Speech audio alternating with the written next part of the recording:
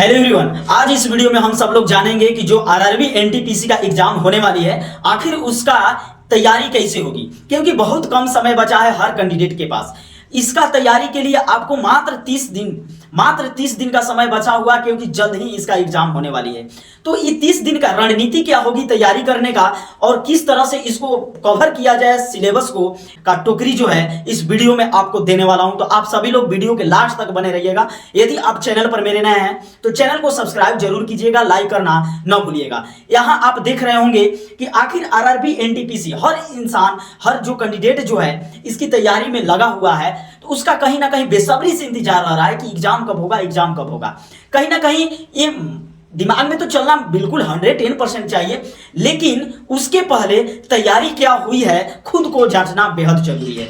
उसके लिए क्या करनी पड़ती है, रणनीति अपनानी पड़ती है। कहते हैं कि अगर लड़ाई लड़ने जाइए तो अगर आपके पास हथियार ना हो तो जीत होने की संभावना है, हार निश्चित है। लेकिन उसके पास क्या होनी चाहिए, तो ये लड़ाई है आरआरबी एनटीपीसी एग्जाम का। इसके लिए आपके पास क्या शस्त्र है, बुक क्या क्या बुक रखे हैं, किस तरह के पत्रिका को आप पढ़ रहे हैं, ये मायने रखता है।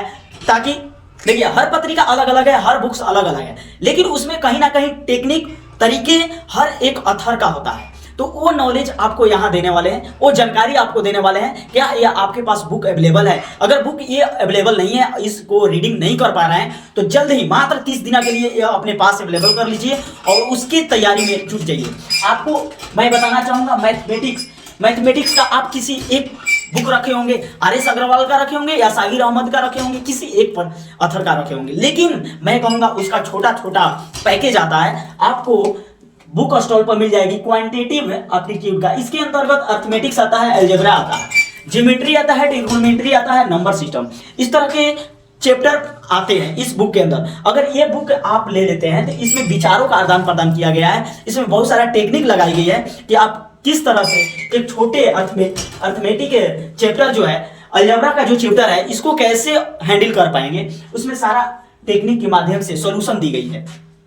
इसके बाद आप यहां देख रहे होंगे फास्ट ट्रैक ऑब्जेक्टिव अर्थमेटिक का होना चाहिए। ऑब्जेक्टिव क्वेश्चन जो पूछी जाती है फास्ट ट्रैक में, आपको क्या है कि जिस तरह से क्वेश्चन प्रीवियस ईयर में पूछा गया है और आने वाली है, उसके आधार पर इसको बेसिक पर आपको क्या किया गया, स्टैंड किया जाता है इस क्वेश्चन को। और ऑब्जेक्टिव मायने में फास्ट ट्रैक ऑब्जेक्टिव अर्थमेटिक, क्योंकि देखिए कोई भी बुक निकल कर आ गई है, साहिर अहमद हो, आर.एस. अग्रवाल हो, इस तरह का कोई भी ऑलरेडी से बुक रखा हुआ है, यह हमेशा सबके लिए काम होता है। उसी रूल रेगुलेशन एक ही होता है, बार बार ये चेंज नहीं होता है। लेकिन ये सब जो हर ईयर में निकलता है, अपडेट हुआ करता है, अपडेट करके इसको निकाली जाती है। हर ऑथर क्या करता है, अपने मुताबिक हर ईयर का क्वेश्चन बैंक तैयार करता है। उसके बाद किस तरह का लेवल का क्वेश्चन सेटअप किया जाएगा, उस तरह के लेवल का क्वेश्चन इसमें डालता है, तब जाकर ये बुक को प्रकाशित करता है, ताकि हम सबको वो पढ़कर हमें किसी भी एग्जाम को क्वालिफाई करने में प्रॉब्लम ना हो। तो ये आपको लेनी बेहद जरूरी है, फास्ट ट्रैक ऑब्जेक्टिव अर्थमेटिक।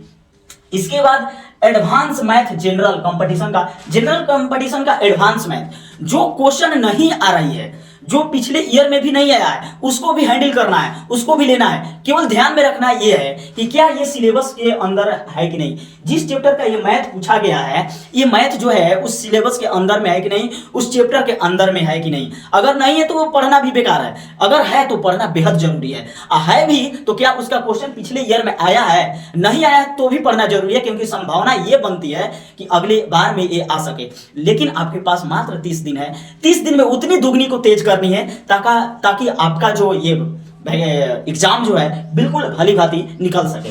उसके बाद आप जनरल इंटेलिजेंस रीजनिंग में, क्या आपके पास ये बुक है वर्बल एंड नॉन वर्बल का, रीजनिंग का मॉडर्न अप्रोच का, मॉडर्न टाइम में जो निकली हुई है verbal and non verbal reasoning का जो बुक है, पत्रिका है, उसको बेहद जरूरी है आपके पास होना।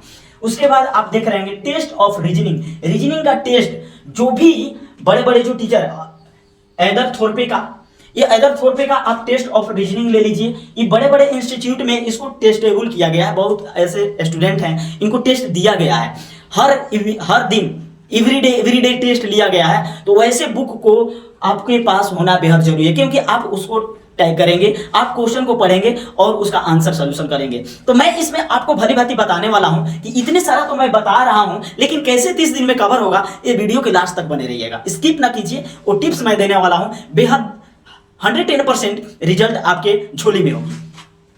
लुसेंट रीजनिंग बुक, ठीक है, रीजनिंग बुक लुसेंट प्रकाशन का एक रीजनिंग बुक रखिए। उसके बाद पुजल्स एंड सीटिंग अरेंजमेंट का ये बंसाल का आता है, एक ए बंसाल ऑथर है, उनका लिखा हुआ है पुजल एंड सीटिंग अरेंजमेंट। कितनी सहूलियत के साथ उसने इसमें बताया है, बिल्कुल हमारे दिमाग में सीधा डायरेक्ट घुस जाएगा, भूलेगा नहीं। उसके बाद लुसेंट जनरल नॉलेज, यहाँ जनरल अवेयरनेस में आपको लुसेंट जनरल नॉलेज का लुसेंट रखिए, ये सबके पास अवेलेबल रहता है ना। लेकिन प्रतियोगिता दर्पण आपके पास बेहद जरूरी है। प्रतियोगिता दर्पण एक निकलता है जिसमें ऑब्जेक्टिव वाइज क्वेश्चन डाली जाती है, हर दिन का क्वेश्चन डाला जाता है। उसके बाद जनरल साइंस में जो भी चैप्टर आपको दिखने, कॉन्सेप्ट मेथड से तो आप जानते ही हैं, लेकिन इसका लुसेंट का रख लीजिए ताकि आपको ऑब्जेक्टिव कवर करने में कोई तकलीफ ना हो। उसके बाद करेंट अफेयर्स ईयर, यानी हर साल का करेंट अफेयर्स, 4 साल पीछे का, और प्रेजेंट में मंथली हो गया। अभी जो मंथली चल रहा है, जिस मंथ का है, इस मंथ का भी करंट अफेयर्स चाहिए, इसके पिछले का चाहिए, इसके पिछले का चाहिए। इस तरह से करंट अफेयर्स का पत्रिका हर महीने का, हर साल का आपके पास अवेलेबल होनी चाहिए।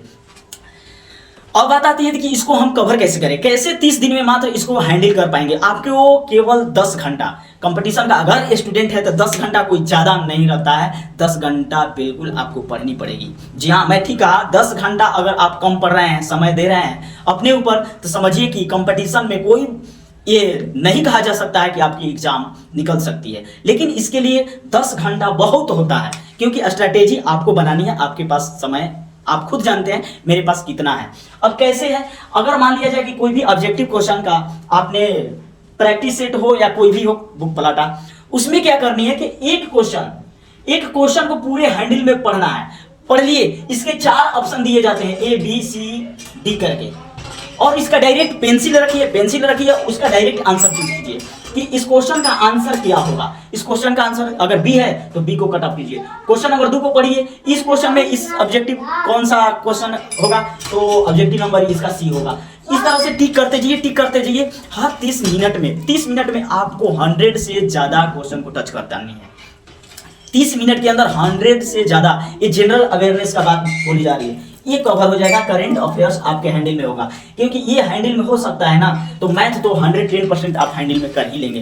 क्योंकि मैथ कोई सेटअप करता है, कोई भी स्टूडेंट जो है अगर उसको अच्छे से कैच करता है तो बिना अंदाजे, बिना बनाए हुए, बिना मार्क्स गेट किए वो टिक नहीं लगा पाता है ना, वो टिक नहीं लगाता है। लेकिन इसमें जनरल अवेयरनेस में क्या होता है, इसमें जनरल साइंस में क्या होता है, ये टिक नहीं आ रहा है ना, इसका ये होगा, बस टिक कर देते हैं, तो ताकि वही नेगेटिव मार्क्स बन जाता है। तो उसके लिए आपको क्या करना है, जितना बुक है करीब 10 दिन का टारगेट लीजिए कि ऑब्जेक्टिव बुक हमको इस तरह से, ये क्वेश्चन पढ़िए, इसका ये है, इसका ये है, और फिर पुनः पहले ये दिमाग में लगाइए, पहले आप दिमाग में क्वेश्चन पढ़ लिए, इसका आंसर भी होगा, इसका आंसर भी होगा, पुनः 10-15 मिनट में ये पढ़कर 100 क्वेश्चन साफ, पुनः स्टार्ट कीजिए फिर से क्वेश्चन, इस क्वेश्चन का आंसर इसका क्या होगा तो बी होगा। अब इस पर टिक लगाते चले जाइए, अब क्या करते जाइए, टिक लगाते चले जाइए। क्वेश्चन नंबर दूसरा का ए बी सी डी है, तो इसमें अब क्या करेंगे, अगर आपने पढ़ लिया है क्वेश्चन पढ़ लिया है और क्वेश्चन पढ़कर इसका आंसर पहले